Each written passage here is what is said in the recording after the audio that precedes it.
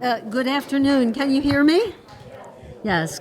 Good afternoon. We have a wonderful crowd here, as we do on Zoom, and so it's hard to get everybody's attention because we've been having such wonderful discussions with Don and with each other. But anyway, good afternoon. My name is Sister Kathleen Duffy, and as president of the American Teilhard Association, I'm pleased to welcome you to today's program. Both those who are here with us and those who are online. I would like to extend a particularly warm welcome to those who are joining us for the first time. The American Teilhard Association was established in 1967, so we're quite an old organization. That was about 12 years after Teilhard died. And then our purpose is to expand knowledge of his cosmic vision and to apply his thought as we examine humanity's place in the cosmos, as well as our responsibility for the development of an evolving world. If you are not yet a member, I encourage you to join us because we have so much going on, actually. Those who saw the PowerPoint on Zoom notice some of our activities, and we'll be talking about that at the end. Our time together this afternoon will proceed this way. I will introduce our guest, Dr. Donald Viney, who will speak to us on the theme, Reimaging a Universe in the Making, Teilhard and Process Theology. We will then move into small groups. Those on Zoom will be sent to a breakout room, and those who are here will reorganize ourselves into small groups. We'll help you do that. And the purpose of these groups is to consider with others ideas that you hear during the talk and to share them with one another. And hopefully you will come up with a question or a comment that you might want to share with the whole group.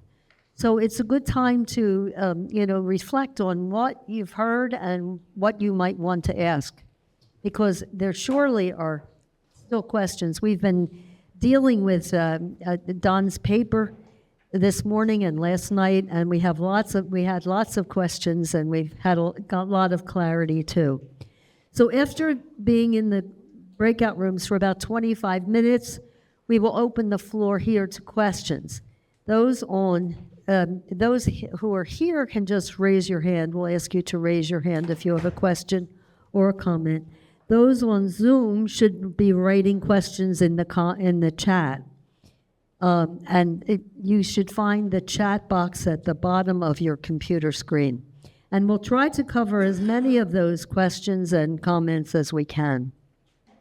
Andrew Del Rossi and I will try to do that. We'll read the chat and watch for your hands. And now it is my great pleasure to introduce our guest, Dr. Donald Wayne Viney, University Professor Emeritus of Philosophy at Pittsburgh State University in Kansas, where he taught philosophy and religion from 1984 until his retirement in 2022. This is a fun fact about Don. He's the first Pittsburgh State University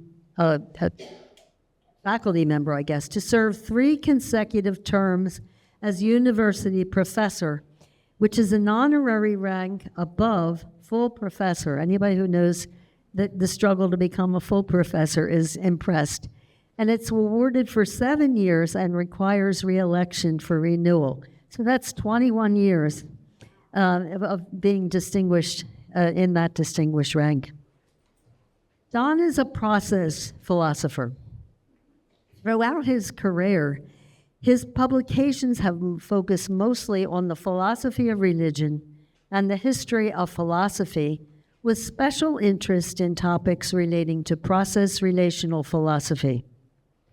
He's the author of Charles Hartshorne and the Existence of God, and co-author with George W. Shields of The Mind of Charles Hartshorne, A Critical Exploration. In addition, he has seen to the publication of the works that Hartshorne left unpublished at his death, Actually, if I read all of the books and all the things that Don has written, we'd be here listening to me instead of him. So I'll just say that he has written extensively on the life and thought of Jules Leguier, and has also published several articles on Teilhard de Chardin and even translated some of his work. Don has served on several board members, and most important for us, he is presently member of the editorial board of Teilhard Studies, our publication. And as well as a member, he is also a member of our board of directors. In his spare time, Viney is both a singer and a songwriter.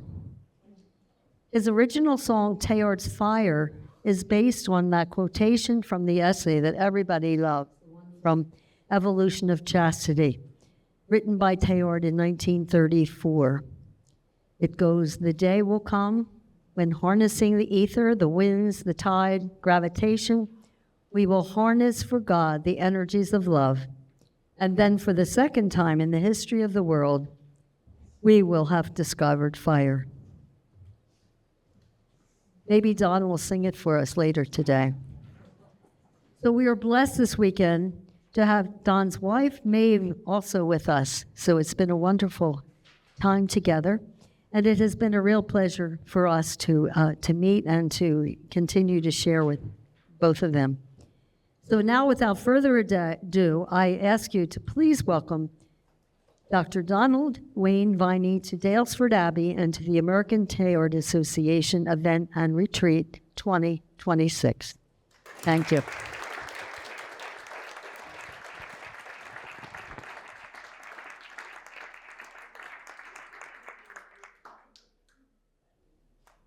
Well, I'm really pleased to be here, and I thank Kathy and the American Teilhard Association for inviting me to be here. It is indeed a great honor. So my presentation, as you can see, is called Teilhard's Creative Transformation from Science to Metaphysics. And what I intend to do, I intend for the title to be ambiguous. Ambiguous as between Teilhard's personal development and the philosophy of creative transformation that he developed. So you'll get some biography as well as the thoughts of Teilhard de Chardin. So first of all, something probably most of you already know, but a good refresher course on Teilhard, that he was educated, that he was a Jesuit priest, educated in the sciences, theology, and philosophy, expertise in geology and paleontology. He, of course, was a stretcher bearer during World War I and was awarded many honors of valor. He participated in many scientific expeditions, most notably the one for Sinanthropus to Peking Man. What is interesting maybe for this talk is the tensions that he had with the church over the question of evolution, including virtual exile from France, lifelong prohibition on the publishing of his philosophical and theological works, which were in high demand because they had been distributed surreptitiously, or he sort of jokingly called them clandestine writings. But then after they were published, after his death, he achieved a worldwide fame, even more fame than he had before he was. I discovered just how famous he was before he died by investigating all that, so I'll share some of that with you. Here's a picture of the scientific works that were published in 1971, 10 volumes. So this has things that most people wouldn't be reading today, but they're very technical scientific papers. These are the volumes that were published after his death, thanks to his de facto secretary, Jean Meltier. There. Thanks. He willed the works to her, and she was able to publish them. Otherwise, I'm afraid those writings might have ended up in a Jesuit archive somewhere. See them. I'm particularly fond of this woman's work, Messe Pratt. This book that she wrote, Teilhard's Awaited Word, tells the story of the distribution of the photocopies, or mimeograph copies that were distributed during his life. He's also a pianist. So, this story that I'm telling is a story about development both of Teilhard and of his ideas. I used to find the 19th century the most boring century of all of philosophy. I used to. Then it was my brother probably who helped turn me around, who's a science educator, and I began to study the history of science in the 19th century. And I realized just how incredibly exciting a century it was. It's summed up in part by this statement from Ernest Renan from the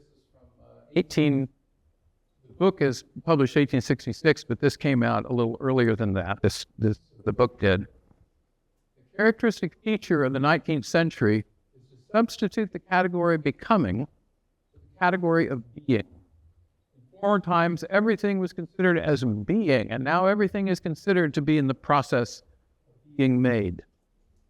I thought, man, that sums up the 19th century in a lot of ways. The development of the concept of development, becoming.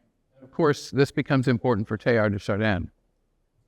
Here you see from the human phenomenon today, positive study of things is identified with the study of their development. I'd like to unpack what development actually means for Teilhard.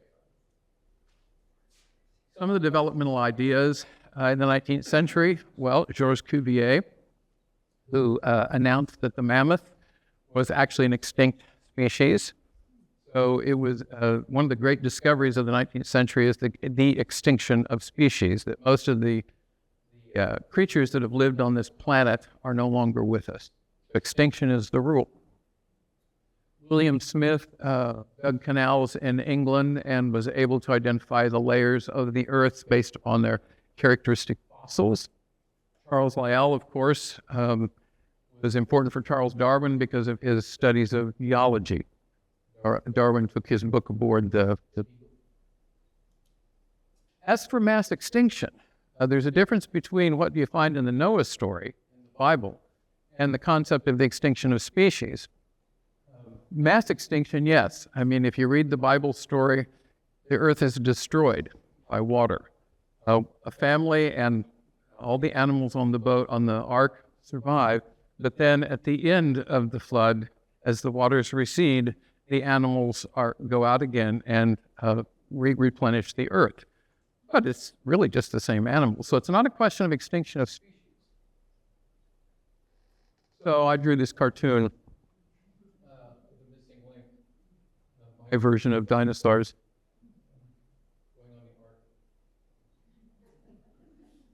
This bothered people. The discovery of the extinction of species bothered people. It's interesting to me that a guy like Thomas Jefferson writes a book on Notes on Virginia, where he talks about the mammoth that Cuvier had talked about. And he said that clearly the mammoth had not gone extinct because nature would not be so wasteful. So he thought that Jefferson thought maybe the mammoths had migrated north where they hadn't done any exploration. At the end of his life, he's writing a letter to John Adams, and he specifically says something about extinction. So he has come to recognize the extinction. So this is in the lifetime of Thomas Jefferson that spans, of course, the 18th century, and I think he died in 1800. Anyway, it bothered people. So here's Alfred Tennyson. So careful of the type she seems, talking about nature. So careful of the type she seems, so careless of the single life. But then he goes on, so careful of the type? But no, but scarped cliff and quarried stone, she cries, 1,000 types are gone, I care for nothing, all shall go. So it bothers him, and that's written before, that's 1849. 1859 is when Darwin's Origin came out. And then, of course, Jean-Baptiste Lamarck and Charles Darwin and Alfred Russel Wallace all had evolutionary ideas that changed. So more developmental ideas. Non-developmental ideas, of course, are coming out of Genesis. specifically Genesis 2 in this case. I think you could also mention Genesis 1. But Genesis 2 specifically, where God takes the ground, the dust, and breathes life into the first man. And the idea in Genesis 1 of the creation of languages, like that. Well, okay, so those are non-developmental ideas. I want to put this caveat in here about interpreting Genesis because I recognize that there are so many different ways of looking at Genesis and how to interpret it. So I've listed some of those. The last one is the one that appeals to me most from Rabbi Heschel. Guide, not just Genesis, but the Bible in general, the guide to sanctifying life. Anyways, so in terms of non-developmental ideas in religion, there's this fellow, René Chateaubriand, Brittany. He says the following. God must have created and undoubtedly did create the world with all the signs of age and completeness that we see in it. He says, indeed, it's likely that the author of nature first planted ancient forests and young copses, that animals were born full of years, others adorned with the graces of youth. The oaks, as they pierced the fertile soil, undoubtedly bore at the same time the old nests of crows and the new offspring of the doves.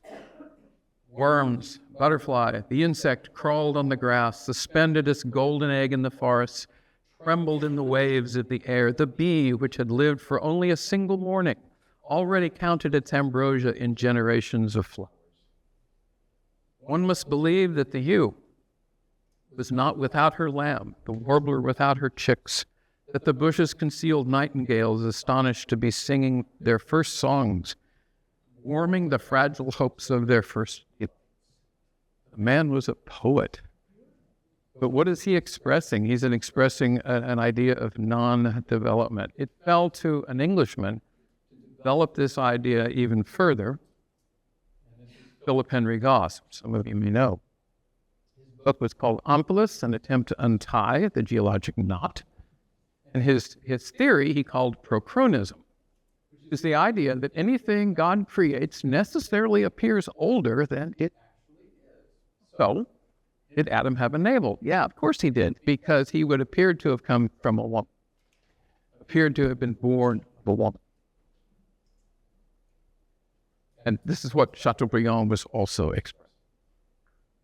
Bertrand Russell had a thought experiment that goes along with this, where he said that nothing that is happening now or will ever happen in the future can disprove the hypothesis that the world began 5 minutes ago.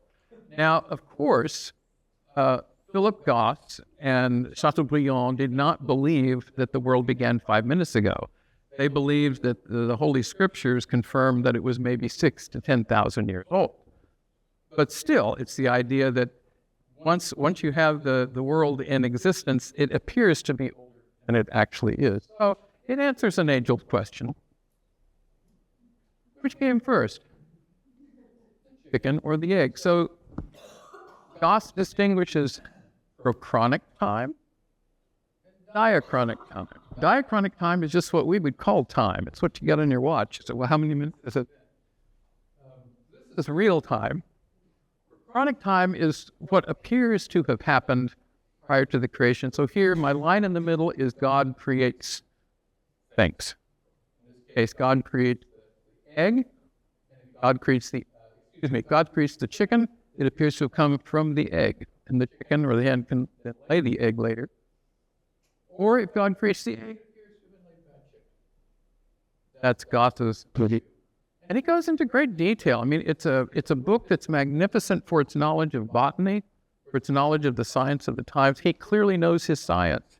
He imaginatively sends scientists into Eden to examine the age of things. He knows how long it takes for your fingernails to grow. He knows how long it takes for your hair to grow. And he talks about, well, if Adam is 30 years old, when he appears to be 30, then what will they find? And so this was Goss. Well, all right, that's 1857, 2 years before Darwin. Darwin's famous. The Theological issues are this. Just one quote from 1 Corinthians, for as in Adam all die, so also in Christ. Gosh, there must be an Adam if there's Christ, because Christ is the second Adam. So original sin is at stake. One of my favorite authors, Jorge Borges, wrote a little essay about Philip Goss and creation. It says the following: problems not only of theology, but of metaphysics of time and causality, all come to focus in the theory of Chateaubriand and Goss. And he called the theory ingenious, incredible, rather monstrous. That's classic Borges. In Goss's own time, his friend Charles Kingsley, who was a Anglican clergy, and he was friends with Philip Goss. But in his book, a footnote actually in his book, Baucus, he wrote this: "It seems to me that Mr. Goss's notion is more likely to make infidels than to cure. For what rational man who knows even a little bit of geology will not be tempted to say, if Scripture can only be vindicated by such an outrage of common sense and fact, pick up Scripture and stand by common sense." It pained Kingsley to say that because he was a friend of Goss and he respected Goss's scientific knowledge. Kingsley also wrote a book which sort of anticipates Teilhard in some ways. There's a character named Mary. This is a book for children called Water Babies, published 1863. And Mother Carey is the figure of nature, and she says the following: anyone can make time and trouble. Everyone who, like me, can make things make themselves. But Teilhard, no. So what about Teilhard? He starts rethinking his ideas. But I'm going to show you some of the early ideas before he starts rethinking. In the journal, the war journals, must we truly conceive of God as capable of creating the world at any arbitrary stage of its development, like Goss, Chateaubriand, or Russell's thought experiment would have it? And when he's reporting his former beliefs in his essay called Creative Union during the War, 17, he reported that God could perfectly well have created the world in the state it reached in the year 1000 without our being any the wiser. He's reporting something he used to believe. So in a sense, he used to be a Gossian. I found, in my reading of Teilhard, I found no mention of Philip Goss. So I do not know whether he knew him, but it must have been in the air. In 1911, he wrote an article called Man of Apologetic Dictionary of Christian Faith. And in it, he talks about evolution, and he's rather friendly to evolution at that point. But he says when it comes to Genesis, two things are guaranteed. First, that God immediately created the soul of the first man and likely completely refashioned the matter destined to form his body, just like that cartoon I showed before. And second, that the entire human race descends from a single couple, called monogenesis. Doctrine that original sin would in itself, he says. So this is Teilhard, 1911. And then he writes an essay called Evolution, which you can find in the Œuvres Scientifiques, the scientific works. And it's 1911.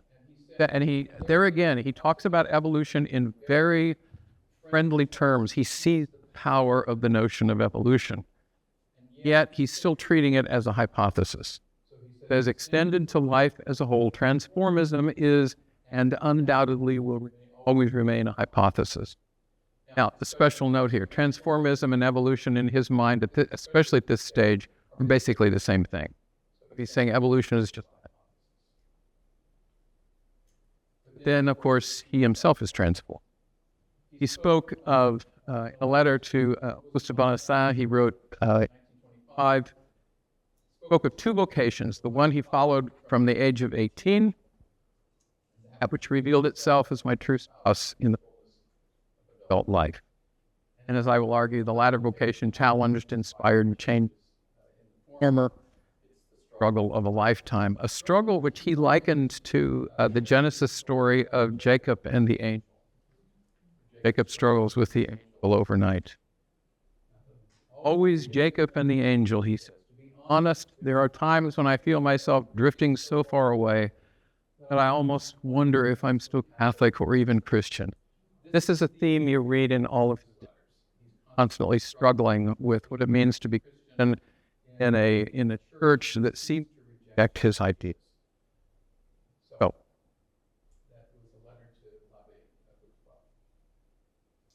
well, so how did this change take place? Obviously, those of you who know Teilhard would know about Henri Bergson. Teilhard greatly admired and read during his time at Hastings. The book came out in 1907. It was, I can't remember exactly when it was. It did get put on the index. And Teilhard didn't think much of the index. He says about Phil, pray for that admiral.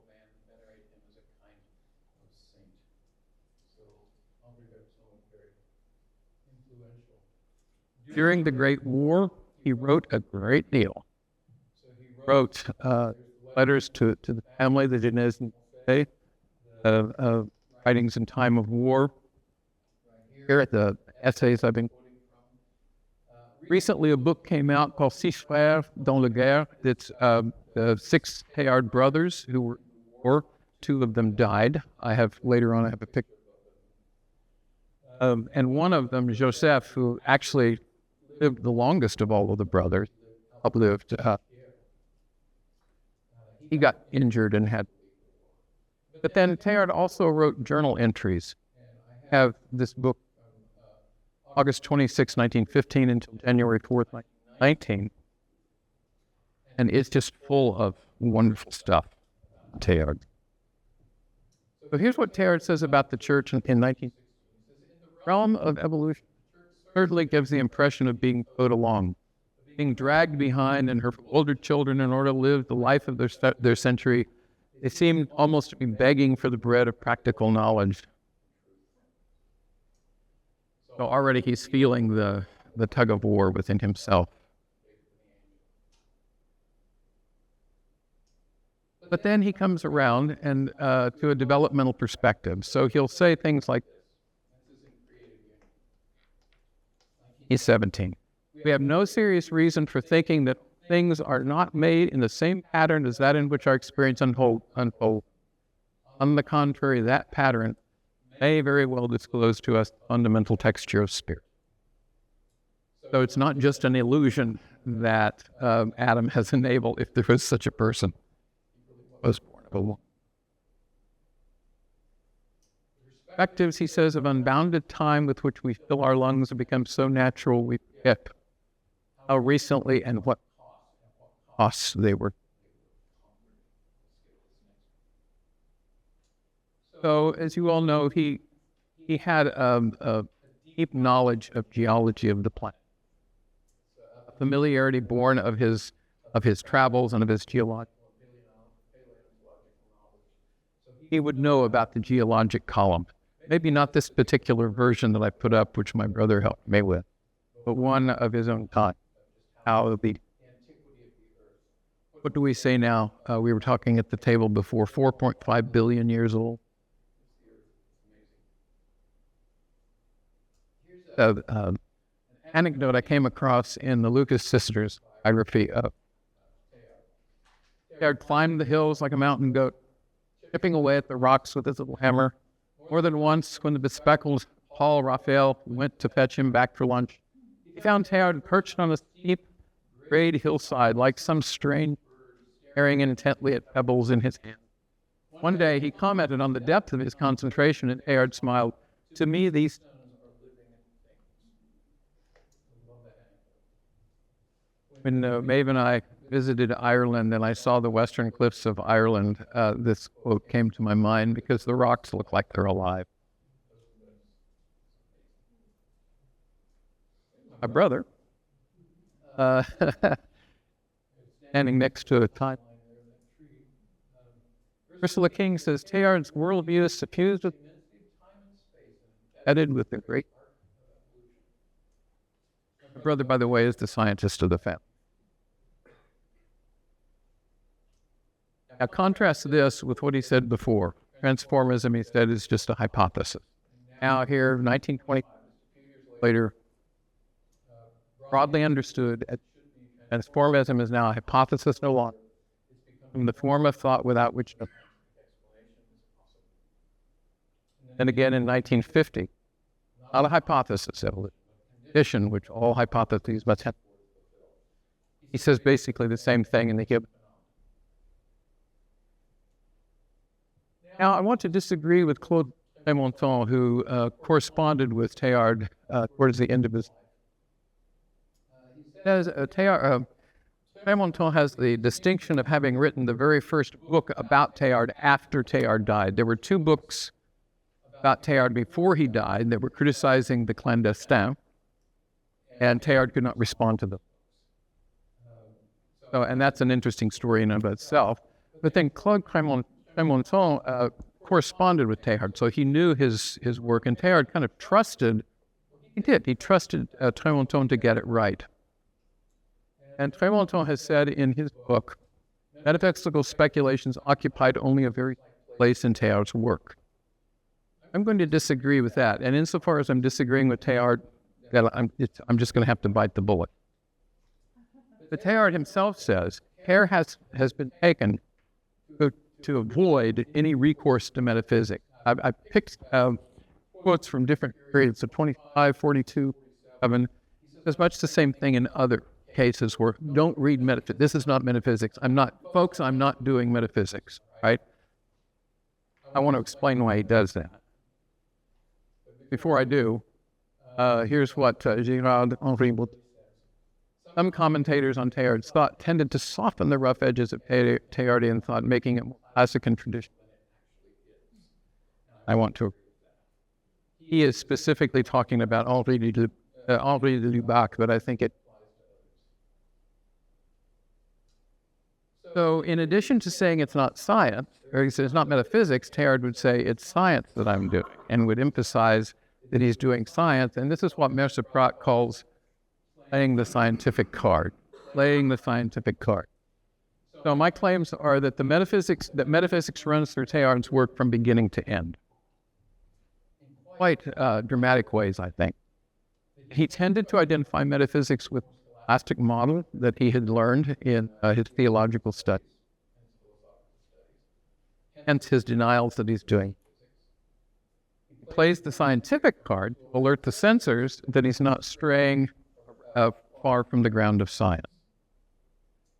And recognized the possibility of a kind of metaphysics called hyperphysics. Sometimes he had different names for it, but hyperphysics seems to keep coming back, which is in the neighborhood of what Whitehead was doing, what Alfred North Whitehead was doing. Finally, I have this from his last thing that he wrote. He says, go quietly ahead with your scientific work without getting involved in philosophy or theology. Throughout my whole life, that is the advice and the warning that authority will be found repeatedly given me. Drawing on 50 years spent living in the heart of the problem, this is viable and directly opposed to the greater glory of God.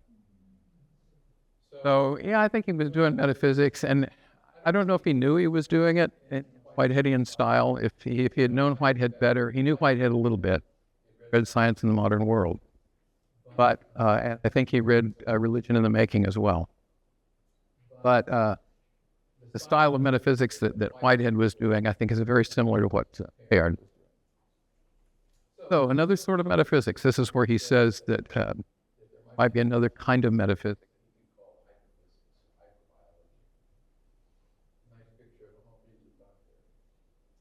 And incidentally, I don't want to dump on Henry because I've learned so much from him.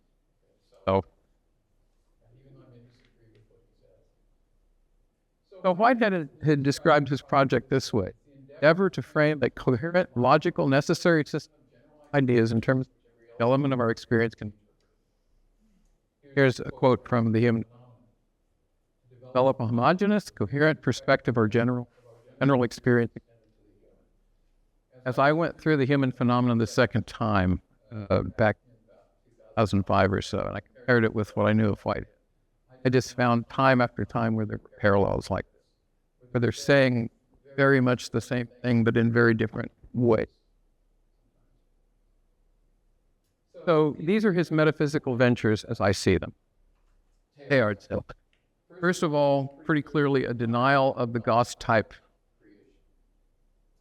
Also, the idea that the past is closed and the future is relatively open. I say relatively open because the past puts restrictions on what the future can be, sure, but it may still be relatively open compared to the past where everything is. So, asymmetrical concept of time. Causal conditions are necessary for effects, but not always completely sufficient. Forms of life, matter, mind, predictable and genuinely novel emerge. And these are things Teilhard, I think, believed. Within and the without of things, a correlation of lesser and greater physical complexity with lower and higher forms of mentality. Come back to endless varieties of experience, reflective awareness as the highest, hence the important. So he sees finds different forms of experience. And evolution is convergent, groping towards greater. These developed the slide that I just showed. Nothing makes a completely new beginning for them, hence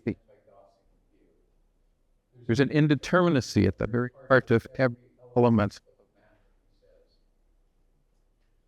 Temporal and causal processes are asymmetrical, law of birth. Because the strict determinist would be someone who says that the past completely decides what the future is. So there is no open. Teilhard is clearly. So what about freedom? He says a few things about this. This is from Omar Khayyam's Bayat, very poetic way of talking about fate. All a checkerboard of nights and days where destiny with men, their moves and mates. That's Fitzgerald's translation. That woman. That's my daughter. I use this to illustrate what Teilhard was talking about. So every effect is going to arise from an excess of cause. Born from a mother, she's born into a family, she's born into a context. All of these are necessary conditions of are they sufficient for that woman they're holding that little dog? At least commonsensically, you would say. So every woman wasn't a child, but can it be that the adult she becomes is at least by her past? Some of you may have watched Outlander. Time travel stories are things that I love. And they, of course, raise all kinds of philosophical. So this character in Outlander says, time is not a reality, but a concept or a measure. So says the Greek orator Antiphon. Well, here's what Antiphon says. Time is a thought, measure, not a substance. But he also says this.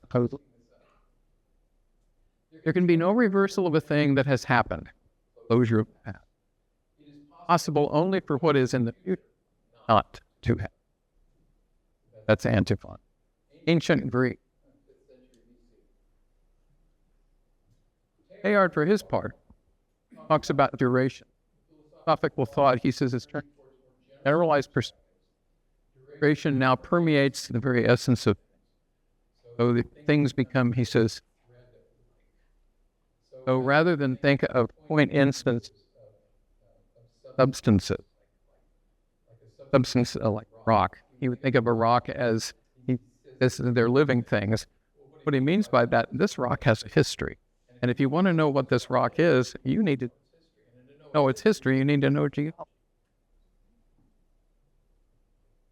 Favorites from George, evolutionary process. He says, strictly speaking, if matter is defined as something with no vestige of continuity, it doesn't exist. Physical determinant laws are simply the effects of large numbers and materialized freedom. Laws, after all, are abstractions. Physical law, the scientific law is an abstraction from what they're incredibly useful. They tell us truths about the world, but it's like geometry. And this is the way that Teilhard talks about it. That a square circle doesn't exist. How useful it is in describing the things that we see in the world.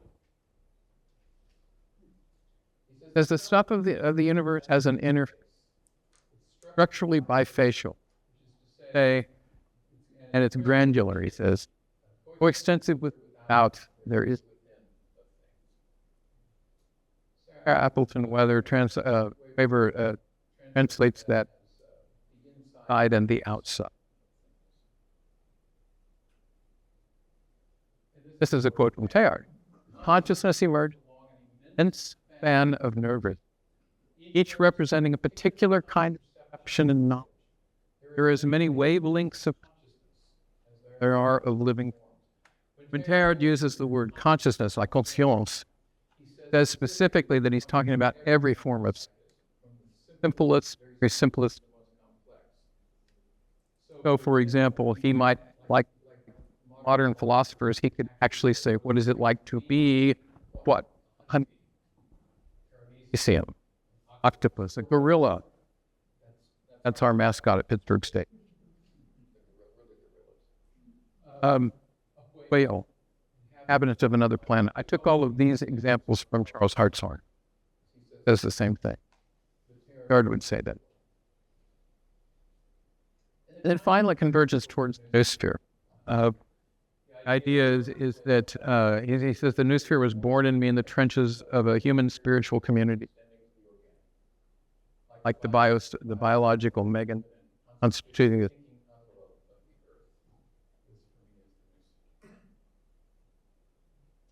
So his theological adventures, in addition to the physical ones I was mentioning, goes theological.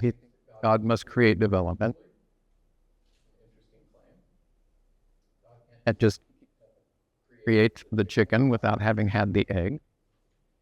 God needs creation, he says. Qualification of creation ex nihilo. He explicitly says God takes risks, so there's future. God creates other creators. God themselves, calling to mind God in a strictly bilateral relation with the complexity of God. He says we be afraid of that expression, the complexity. God is both above and ahead, urgence of the universe. So what is creative transformation? It says in 1920, besides creation from no pre-existing and transformation from the power of the subject, transformation of the power of the subject, that would be, an example of that would be that the water has the capacity to become gas. Okay, so something in the water itself allows it to do that. But in addition to these kinds of things, there is room for an act that makes use of a builds it up into a complete. And then as far as divine creation, this documents what I was talking about. God is no more able to create apart from a developmental process and circle to do an act or to make. Those are all examples taken from Thomas. But he is now saying that there are certain physical constraints. And in the journal, he specifically says, not only are we created, but we also create. God making things make themselves, that's a common theme in his philosophy. The idea of an absolutely free creation, he thinks is absurd. God must create in order to complete himself in something outside of himself. If Teilhard were alive today, I think he would be sensitive to the feminist critique of exclusive language. So I don't know what to say. Here are the pictures of brothers that died.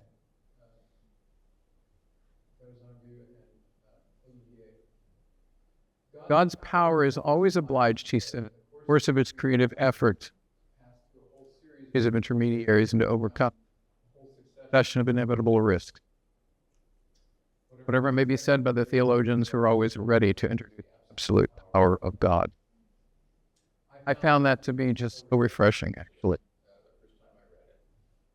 Or in part because I knew that it was Whitehead, I knew that it was in Charles Hartshorne. To find it in Teilhard was... God is definable. And it's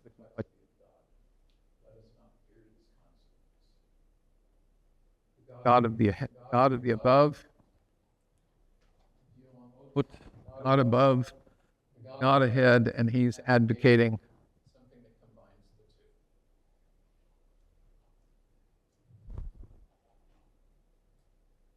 not forget, or let us forget about the ens I say, the being by itself, being existing by another, these classic scholastic terms. Strictly bilateral, complementary relationship, completely anti-Thomas Aquinas. Completely against a lot of the theology of his. And so who at last will give evolution is? What he's looking for, I think, is theism that it's cosmic and but that it's friendly to science, God adequate to these dynamic processes that also personal God who's compassionate, concerned for the creatures. So I found two quotations that express this. One from the journal. Read the one from my. No true theologian would deny that we cannot exactly pin down God's feet. God must be as enveloping as the universe, or as the human heart, incomparably more. Human heart.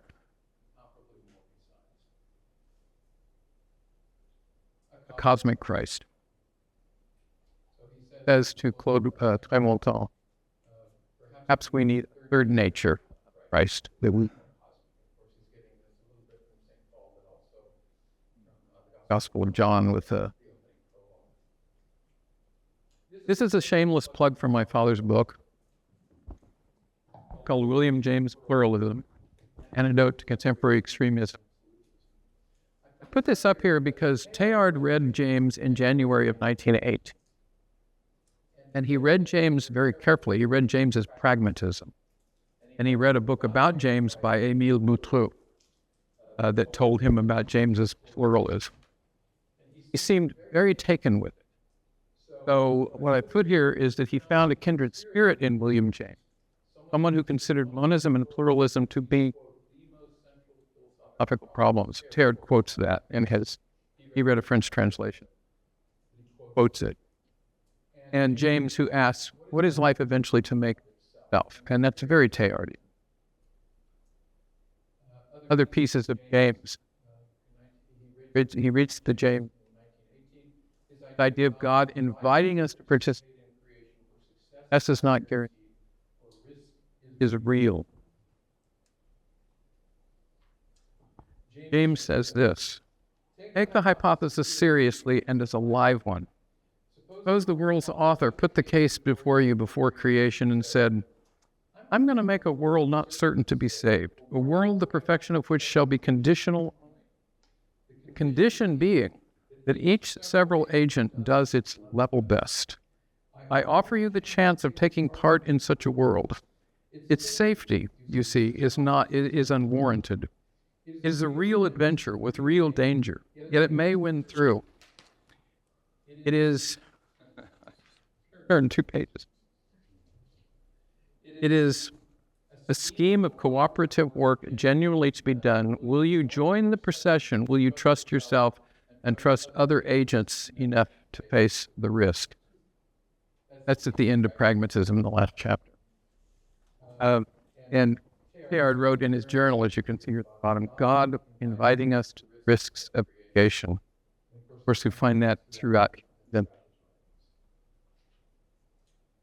So the monism pluralism issue that James said was the most basic philosophy.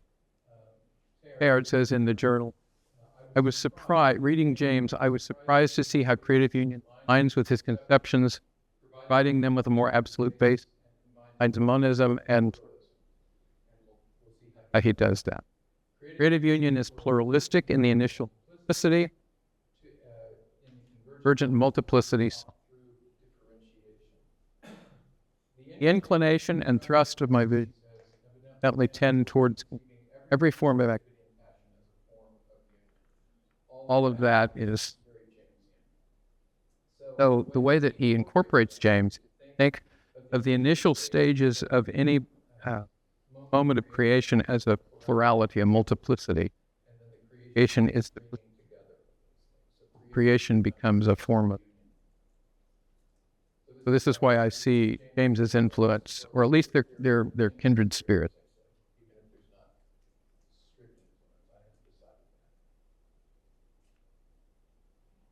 Cosmos, he says, is truly a plural. This allows us to understand that the truth about the universe, not monism, the formation, the establishment of a certain life.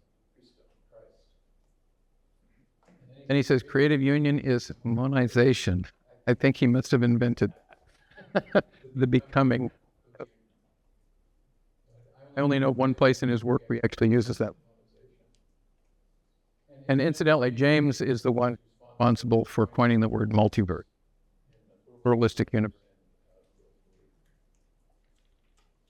Personalizing universe, according to Teilhard, that we need. He was fascinated by James's idea that the world is in part saved by what we do, and so he incorporates that into his own thinking. But he adds that it has to be a personalizing end that we're looking for, and not an impersonal. Now, I'm running short on time. A couple more slides. He argues that instead of talking about being as traditional metaphysics had, being, what is being, he talks about the paired concepts, in this case, being and union, says are equally primordial, fundamentally, ontologically inseparable, surfaces of one and the same plane, trained to vary simultaneously.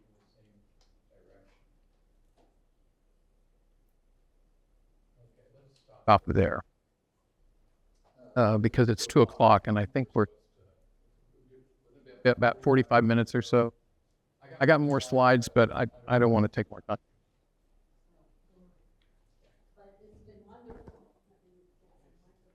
The rest of it's process philosophy.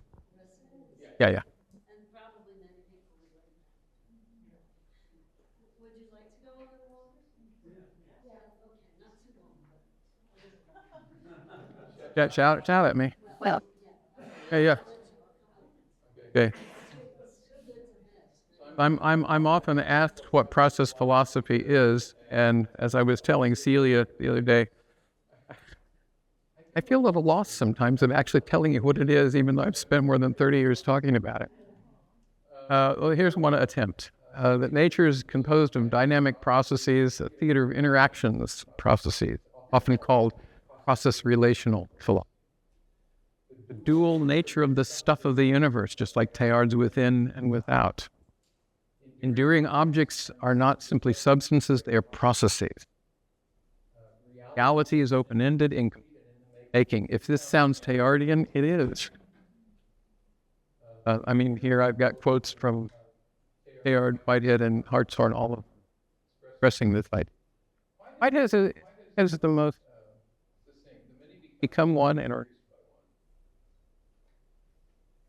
Then process theism builds on that. You'll see some Teilhardian themes here, even though they're expressed in Whiteheadian and Hartshornian terms.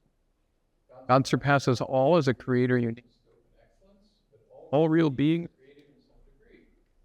Hence the traditional idea of creation ex nihilo. God is the best and most mover. Affects and is affected by the creatures. There's what Hartshorne calls it.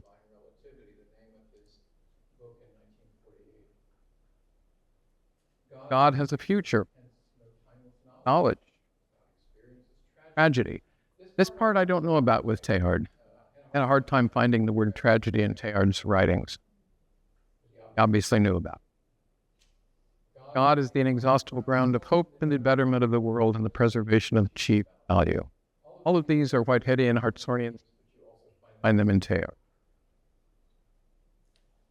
Hartshorne said, lived to be 103, active almost to the end. He published his last book in 100th year. Church fathers, after Philo Judaeus, find God as unmoved mover, but fail to consider the possibility of other. Process theology is the culmination of 3 centuries. Reconsideration of the proper religious meaning. Teilhard is doing that. And I had to get my friend Jules Lequier in here. He's also a pioneer, but he died in 8. Talks about the relation to God of God to the creatures as both real, whereas Aquinas had said no, the only real relation is from God to the creature. Relation from creatures to God is, he said, in the mind. It's rational. God creates beings capable of creating. God, he says, create. Deliberates, God waits. Writes a wonderful dialogue on precisely that issue. Succession of things casts a shadow evil. Yeah, is one fascinating.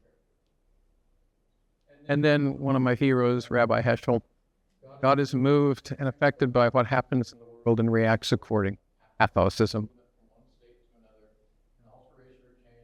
Such is not compatible with conception of a supreme. I consider him one in the process camp. And then that's Hartshorne again talking about Heschel.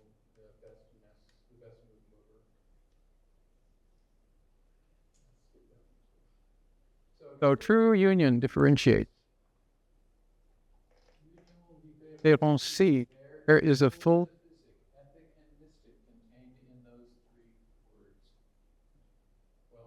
translated into English, it's only 2. Counting. The day will come, we've already had that quote, haven't we? The day will come when after mastering the ether, gravitation, we will capture for God. And for a second time, I did. Powerful stuff. Well, I think, that's the last one. Let's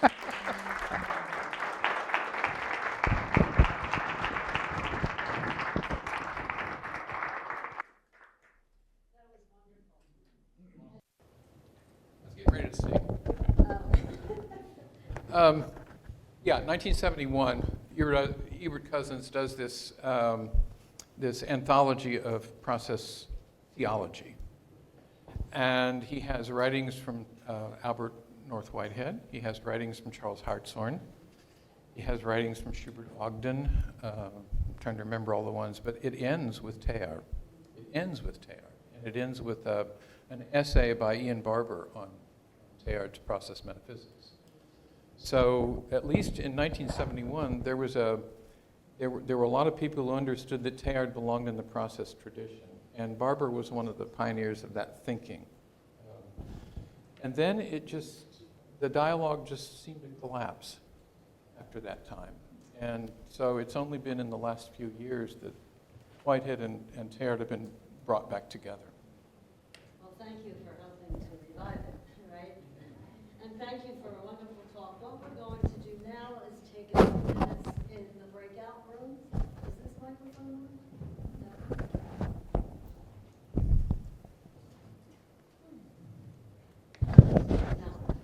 Kathy, can I do my song first? Oh, sure. Absolutely. This guitar is not just for show.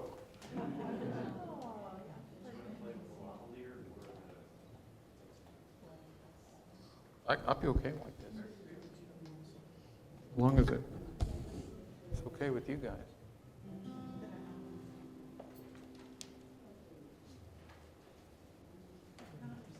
Teilhard said that he wanted to say, he wrote to Ida Treat that he wanted to set his philosophy to music, but he couldn't do And so, but I know now that lots of people have been doing it, and this is one attempt, but I think Sam has made probably a much better one, but we'll see.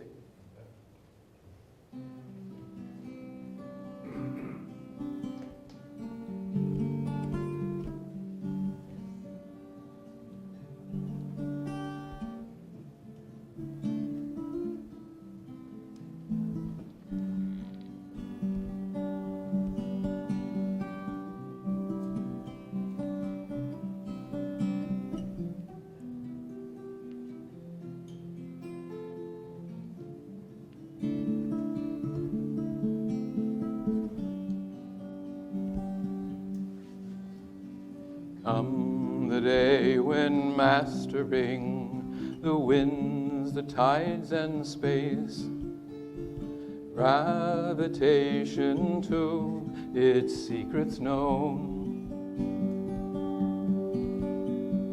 we will tap release for God, love's energies entire, hearts of others cherished as our own. And then, for a second time, in the history of the world, we'll have once again discovered fire. As sun is gathered in the rain, just so is love divine. No two droplets quite the same, yet in union shine. Quelques jours après l'espace, les vents et les marées, et même la gravitation, nous capterons pour Dieu les énergies de l'amour. C'est l'étoile de nos espérances. Et alors, une deuxième fois, dans l'histoire du monde, nous aurons encore trouvé le feu. Amour divin aura grandi en nous et par lequel l'union différencie une règle universelle.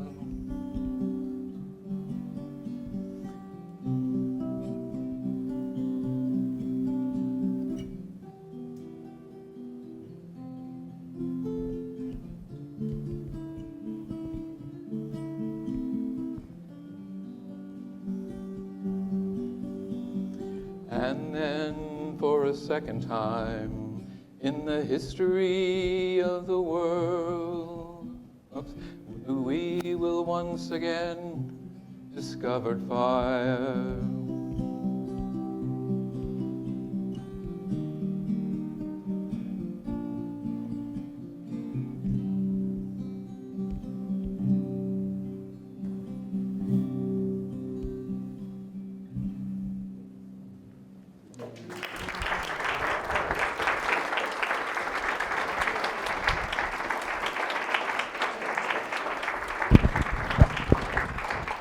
Little John Denver next row.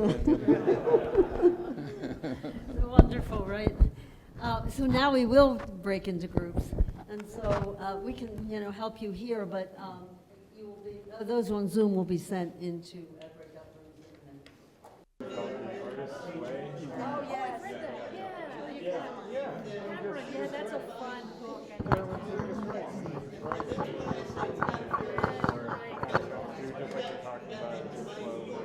So I'd like to ask those of you here in the room. Good afternoon. I'd like to ask you all now to turn around. You don't have to make any special, But anyway, so you can be facing our speaker, Don, who will take questions from the floor, and also those on chat are going to join us, or on the Zoom are going to join us in the chat box. So Andrew will take care of this side, I will take care over here. So just turn around so you can be. And I'd like to invite Don to come up. Let's see, and Don should have this one, I think.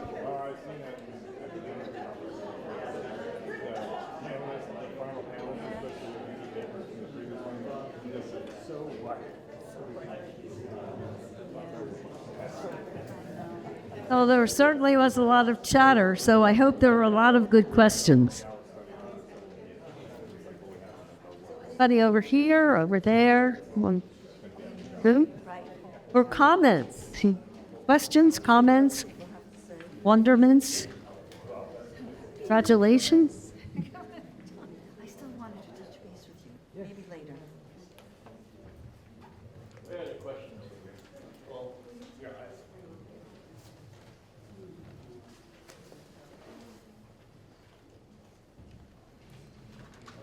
Don, the quote you have up there, puzzled over that. True union differentiates, and on the surface it appears as though it's a contradiction in terms. And as we explored the idea, we found examples of America's one, where it's a union of people, but over time it differentiates because either one party improves the other affects the other party. But we'd like to hear your explanation of that. Another example might be a properly functioning human body. That the parts working in union, and yet each of the parts elements quite distinctive. Charles Hartshorne believes that we feel the feelings of the cells of our body. And that's an example of a kind of creative union. Now, explaining how that works, I mean, that's another question, isn't it? I don't know the answer to that. But finding examples seems to me relatively easy. I mean, marriage would be an example, deep love. I think about the symbiotic and synergistic relationship that I have with my father. He's a psychologist. He's interested in the things I'm interested in, and vice versa. I mean, he's written a book. I saw show you the book on William James. I've written stuff on James. So, and yet we enrich each other. I read his History of Psychology book, and I learned so much more about Descartes than I'd ever learned in a philosophy class. All the philosophers out there, if you're go read my dad's psychology book, please. You'll learn something about Descartes you didn't know. And so those would be examples of the kind of unity that differentiates. We become more ourselves, and yet we're not the same. We're not the same. And it would be a shame if we were the same. Unfortunately. Yeah, well, I did an AI search for my dad's book because I couldn't remember the exact title. I put in Wayne Viney, William James. And what came back was Wayne Viney, also known as Donald Wayne Viney, with a picture of John Shook from New York, another philosopher. It doesn't have anything to do with my dad. Go figure. So AI is highly fallible to selection. Yeah. But we have another question. Yeah. Yeah, I don't know if we got this into a question form, but the idea of God taking risks and inviting us into risk-taking was very stirring, I guess. We didn't know what to do with that, so I'm curious if you could speak more to what you think either Teilhard is talking about there, or what you're talking about with God taking risks. I think in part you could understand it from aesthetic categories and not just moral categories. The aesthetic categories would be the creation of beauty, or the creation of things that give us interest in a more general sense. So we're excited by a baseball game or a softball game or a football game where the outcome is not decided ahead of time. And we agree to participate in this precisely because it gives us excitement even when we lose.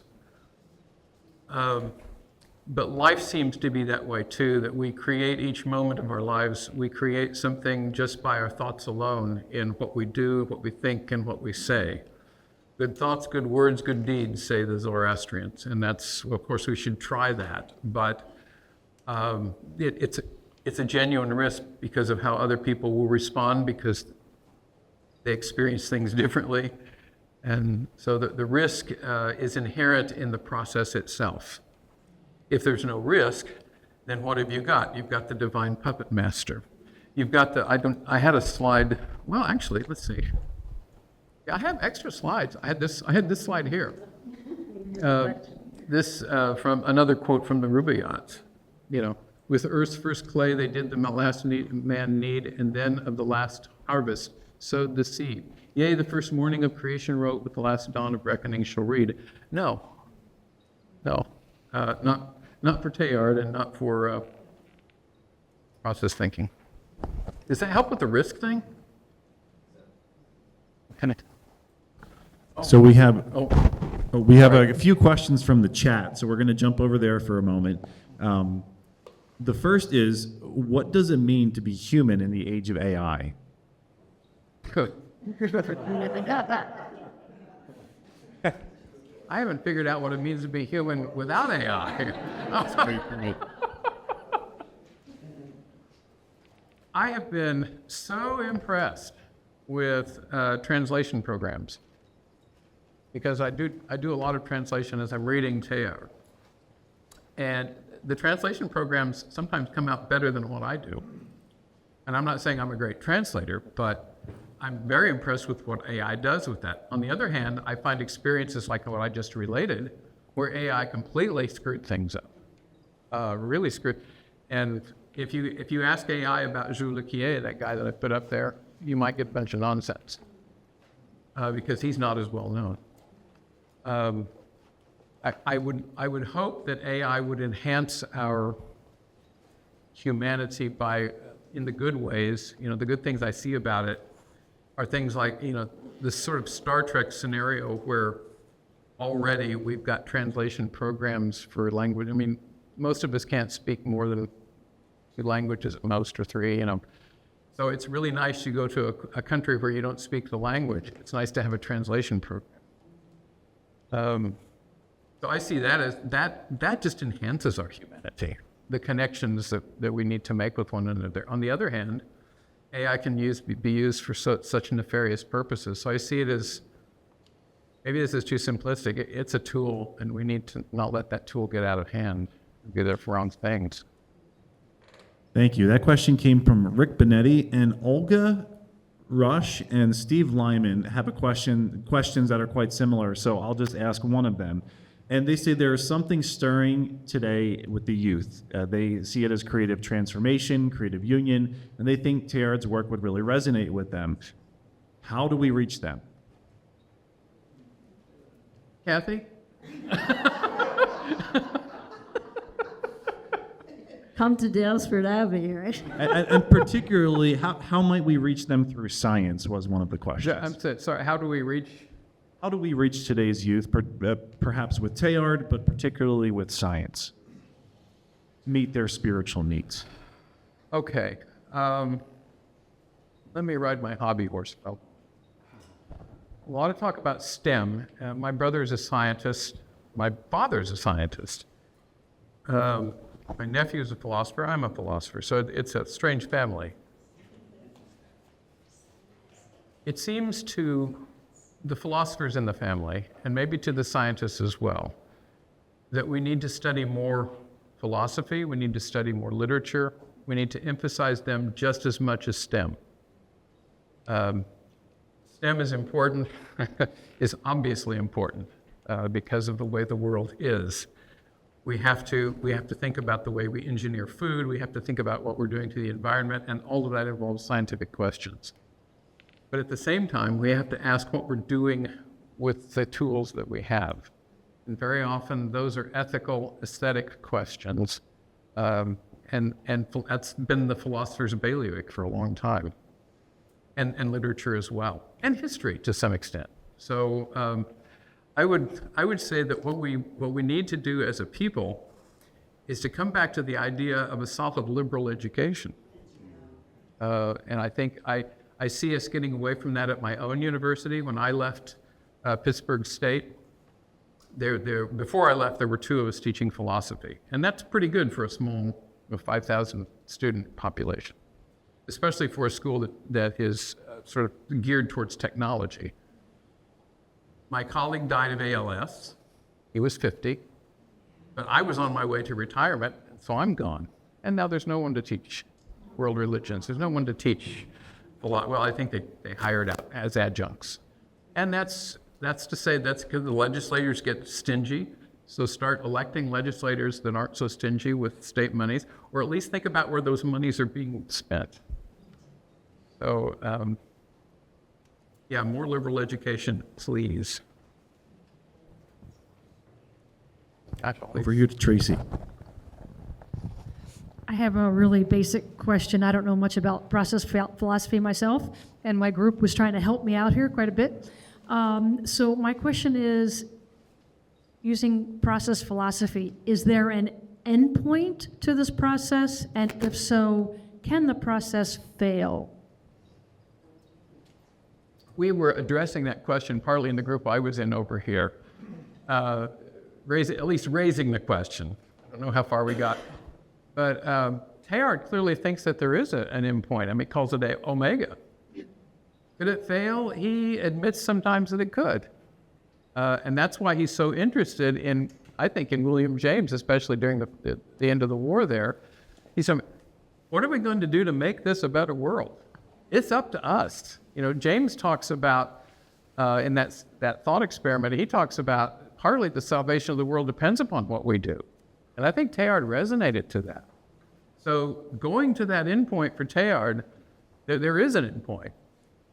Not so much so in Whitehead or Hartshorn. Other process philosophers don't think of an endpoint. They think of an endless process. It might even be the case that the human species is, like every other species, is going to go extinct. And so it's going to be somebody else's job to figure out the unions. And then human beings, we're the end all right now, but the process continues. And frankly, I haven't decided. I'm very uncomfortable with Teilhard's thought of omega simply because at the end, he thinks that we're supposed to escape space and time. Mm-hmm. And I thought the whole thing was about space and time. So I don't know what to do with that.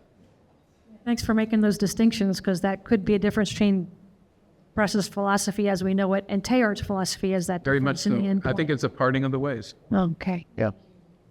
And I wish Teilhard were here to answer that question. Yes, I had a similar question and observation. I mean, so to say, well, Teilhard was a process theologian, well, that example alone makes a pretty big difference between Teilhard and the process theologians. I don't know if we really want to lump him in there. And the other difference, so far as I understand, please correct me, I don't know enough about process theology, but God changes process theology. And Teilhard, his entire life, as we know from the film and other sources, was trying to remain in communion with the church that for 2,000 years and continually doesn't see a changing God. So again, I'm having a hard time seeing Teilhard as a process theologian. That part is easy for me, because you always have to ask, in what respect is God changing? If you're asking traditional, what I think of as standard process philosophy or theology from Whitehead and Hartshorn, or Schubert Ogden and others in that group, they would come back with the question, or they would demand that one raise the question, in what respect can we say that God changes, and are there certain respects in which God does not change? So they talk about Hartshorn used the expression, a dipolar God. And sometimes Whitehead would use that expression. I see that in Teilhard as well. He talks about a God who changes, but not a God who changes in every respect. So, and a God who is changed by the world that God encounters. So, and that's certainly not part of the tradition. The Aquinas, Augustine, Boethius, God didn't change. I mean, in any respect. And what's so, I guess, revolutionary about process theology is that they say, yeah, okay, God, certain respects in which God does not change, but that's not in every respect. And that goes to the question of the complexity of God. So traditional thought said, it likened the relation between God and the world as a relation that's analogous to the center of a circle and its circumference. And it's appropriate because for them, God is a simple being with no parts, just like a geometric point is. So the relation between God and the world, all the spokes of the wheel, they go outward. God's creative activity is a spoke of the wheel that goes outward in all directions at every point of the space-time continuum. That's the circle, or if you want, maybe a sphere would be better, to do that. But that's the way they thought. So the simplicity of God. So the minute that Teilhard or Hartshorne or Whitehead talks about the complexity of God, that's definitely going against the tradition. That puts Teilhard more in line with process thinking, even though, as you point out, that business about omega and escaping space-time, that's a definite parting of the ways. That I completely agree with. There's one question over. Hello, my name is Ariadna, and I want to translate for my mother, who comes from Mexico City, and she's doing the simultaneous translation with the IA, thanks to my sister. But she has a question. She's saying that if you can go deeper into how also God needs us.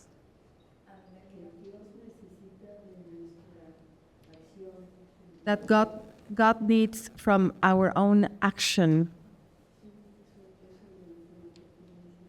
You mentioned that in your presentation. So what is it exactly? What do you think he needs from us as creators? Could you repeat the question? Yeah. Yes, sure. Yeah. Yes. So what is it that God needs from us, being us, the creators, as well as the creative of our own actions? Yeah, so is it okay then? You understand the question? Okay, so what is it that God needs from us? We were just talking about traditional theology. God doesn't need anything from us. As creators. As creators, what does God Like need we are creators. as creators? If we are co-creators of the world, then what God needs of us is to create in the proper ways, because that affects God as well as it affects us. And so the need is a product of creating other creators. But then you could ask, well, why does God tolerate that? Why not just have a puppet show? Why not just let us all be marionettes and be happy? And I guess you could talk that way, but that's very anti-Teilhardian, of course. That the excitement, the beauty of creation is precisely in the ways that our differences relate to each other, and hopefully in good ways. I think of my relationship to my child. Do I need my child? I didn't need my child at first. I really don't think I needed her. I didn't even know her. I thought I had a dream that she might be a little boy. And I had a dream about, being in a relation with this little boy. But she was a little girl. And now I think, now I need her. And I need her to enrich the relationship that we have. And then I have a certain responsibility to respond to that as well. So I view that as a metaphor or an analogy for the divine creaturely relationship as well. Does it hurt God when we hurt each other? Yeah. And if there's any if the analogy that Teilhard was talking about has anything to it, then I would say yes. Make sense? Does it make sense to her? Yes? Clear it up eventually. Just a reminder to our users on Zoom, if they have any questions, to use the chat. Yeah, just one more. Yeah, well, we have room for one more, If there is time for one. one more question. Yeah.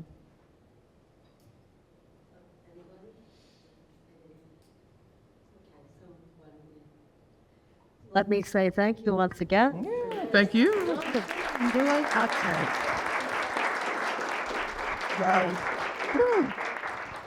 And so now, before we leave, I want to remind all of you that if you're not a member of the American Teilhard Association, you should become one as soon as possible. There are membership brochures back in the back of on the tables in the back, and Laurie Elo can show you how to become one online if you'd rather do it that way, which is much easier.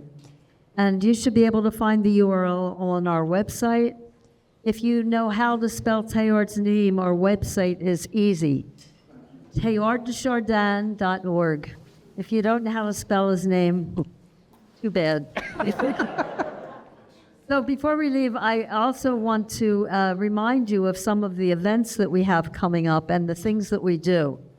So I think Miriam is gonna, I don't know if she can show this PowerPoint. Here, yeah. Maybe we can't do that, can we? Yeah, it happens every time. We're okay. I also always prepare this. But anyway, as many of you know, because you're part of it, we have 3 reading circles. Actually, I have 2, the group is so big I have to split it into 2. But we're going to be looking at the Eternal Feminine, Teilhard's essay, The Eternal Feminine. It's going to be 4 nights, once a month, starting in September. And you can for all of this, go to the website to find the information. Paula and Sam Guarnacci have a wonderful discussion group, a little bit different format, and they read all kinds of things. And then Ernie Taminga is just beginning Christophany by Panikar. And so, go to our website to find out how to do that. I'm also guiding one more retreat this fall, or this spring, in Northwest Pennsylvania. So if you're interested in coming to one of those. And also, Andrew and I are going to lecture at Christogenesis. I guess it'll still be Christogenesis in November, so look for that also. That should be a very interesting group, especially the 2 of us. We can have fun together. And then I want to remind you about the proceedings from the New York event. We have a couple copies left, I think. If you're interested in those essays are interesting, and you won't find them anywhere else, because it's the relatives of Teilhard who are reading them. And they're in English, so you can read them, even if you are not a French writer. And then what else do I want to say? And we want to continue to be extremely proud of our board members, Frank and Mary Frost, whose documentary, Teilhard Visionary Scientist, was recently nominated for an Emmy and was shown in 3 venues in Rome, the places where Teilhard was told he had to go to more or less, to go to China. So it's really a breakthrough for the Teilhard Association as well as for Frank and Mary, and it only took them 13 years, right, to produce it. But I was there all the time. I was watching them, like Sophia, watching them develop it, and it was really great to see it. So actually, for those who in the group here, we're going to have them talk a little bit, maybe 10 minutes, about their experience in Rome. So if you can spare 10 more minutes. But let me finish first what I have to say. We have a lot of recordings from our past events on our website. And, that's a good place to find some of the, top speakers. We do get really good speakers sometimes. Some are, less known, but some of them are really the top. And then we have a series of podcasts that Andrew developed that you can access there. We'll be putting more of those on. And then the first new event is Rabbi Bradley Artson. He is going to be the Institute for Religion and Science at Chestnut Hill College our Howard Hennig Memorial Lecturer. So we're going to, to co-sponsor that. It will be on Zoom on September 23rd in the evening, probably 6:30. And that's again going to be on process. Now that you're all experts in process, it should be simple. And they tell me, actually it was Don who told me that he's an excellent speaker, right? So I am looking forward to that. And even in the chat I had with him, I thought, yes, this is the person for us. And so be sure to stay tuned to our social media, our website for all kinds of information. We haven't planned many events yet for next year, but we will be doing that hopefully shortly. And then also, I want to give Andrew a shout out for his new book, Sacred Synergy. I imagine they're all sold out, right? But there might be one left. And so, again, I want to thank Don for coming, bringing his wife, be interacting with us all weekend. It's been just terrific. And it's been wonderful having you here with us and even those on Zoom to be able to, to bring that information back to our reading circles. I noticed many of you are from the reading circles. So thank you once again, and we'll see you all at our next event.